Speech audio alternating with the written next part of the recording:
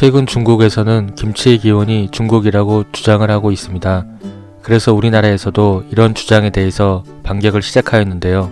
오늘은 한국과 중국의 김치 전쟁이라고도 불리우는 이 김치 관련 소식을 일본 네티즌들은 어떻게 생각하고 있을지 그 반응들을 확인해 보겠습니다.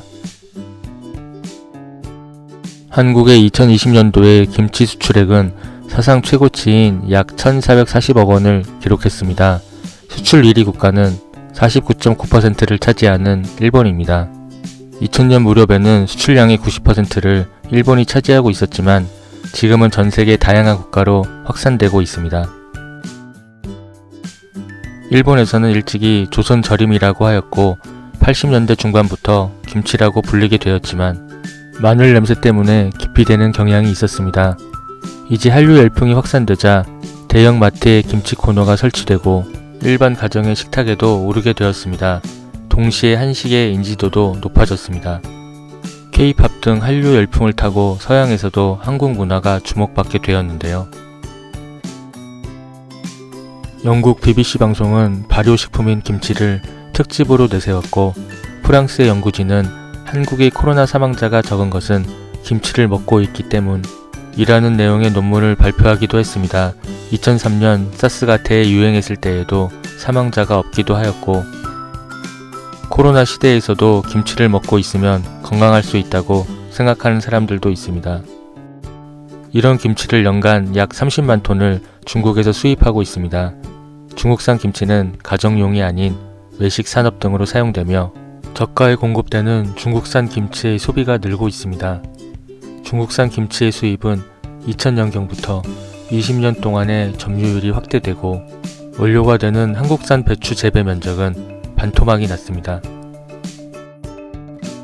얼마 전 약 1,400만 명의 구독자 수를 가진 중국인 유튜버가 김치는 중국의 전통 요리라고 말하기 시작했는데요.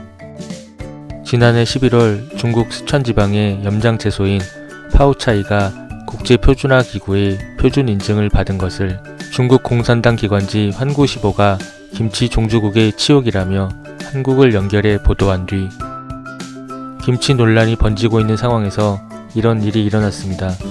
앞서 유튜브 구독자 1,400만 명을 보유한 중국인 리츠치는 김장 영상을 올리며 중국 음식이라는 해시태그를 달아 한중 네티즌이 댓글 전쟁을 치른 적이 있는데요.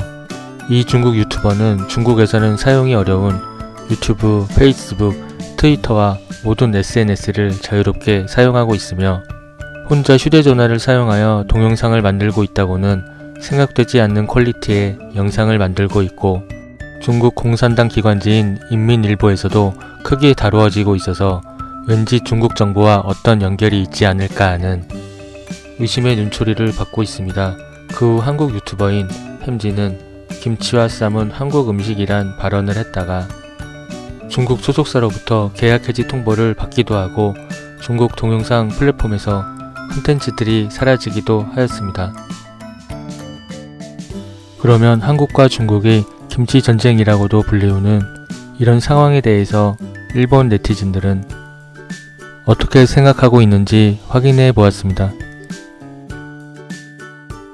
일본 반응입니다. 중국의 대응이 어떻게 될지 모르겠지만 지금까지 한국에 대한 대응은 일본도 배워야 할 점이 있다고 생각합니다. 별로 어느 쪽이라도 좋고 아무래도 좋지만 이웃나라의 자존심을 꺾어주기를 바라기 때문에 공산국가에서 노력해줬으면 왠지 정말 불쌍한 나라군요. 다른 자랑하는 물건이 아니기 때문에 뭐든지 자신들이 기원입니까? 문화는 조금씩 변화하고 정착한 곳으로 발전하는 게 아닐까요? 그것을 독점하고 싶다는데 얄팍하다고 생각하는 것은 나만입니까? 중국의 파오차이가 ISO 국제표준화기구에서 인증을 받은 것으로 보이는데 그런 것은 산업표준을 어떻게 할까? IS도 대규모의 중국인들이 참여한 것으로 움직임이 이상하다.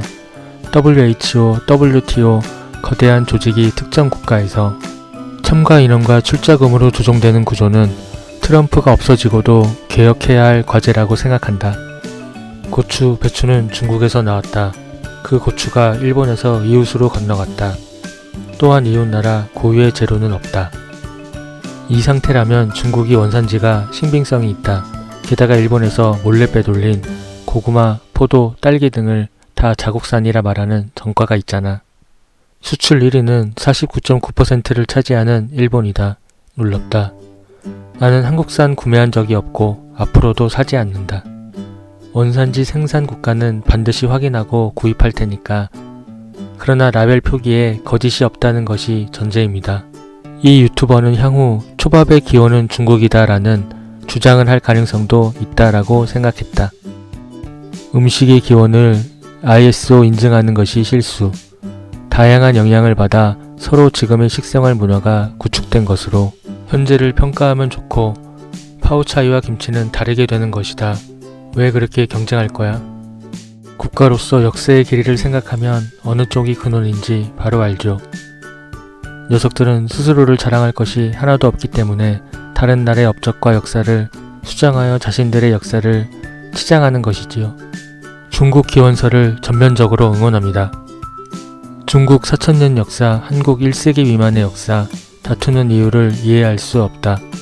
한국 문화의 기원은 대부분이 중국의 것 대륙이니까 일본처럼 섬나라라면 독특한 문화도 있었다고 하겠지만 귀찮아서 한국산 김치는 금지하고 싶어요. 위생적으로도 좋지 않고 무엇이 들어있는지도 모릅니다. 과거에 이물질을 일부러 넣는 사례가 있었기 때문에 한국제를 구입하지 맙시다. 고추의 기원을 생각하면 잉카 제국의 대승리, 토마토 소스도 감자튀김도 잉카 제국. 모두 고추 어필이 치열하지만 원래는 남미에서 나온 것이다. 일본의 많은 것들이 그러하듯이 아마 김치 원산지는 중국일 것이다. 어느 쪽이라도 좋지만. 지금까지 일본 반응을 보셨습니다. 역시나 중국스러운 중국이고 일본스러운 일본인 것 같습니다. 시청해주셔서 감사합니다. 여러분의 구독은 큰 힘이 됩니다. 구독을 아직 안 하셨다면 지금 부탁드리겠습니다. 앞으로 더욱 유익하고 재미있는 내용들로 찾아뵙도록 하겠습니다. 드래곤 뉴스 오늘 소식은 여기까지입니다.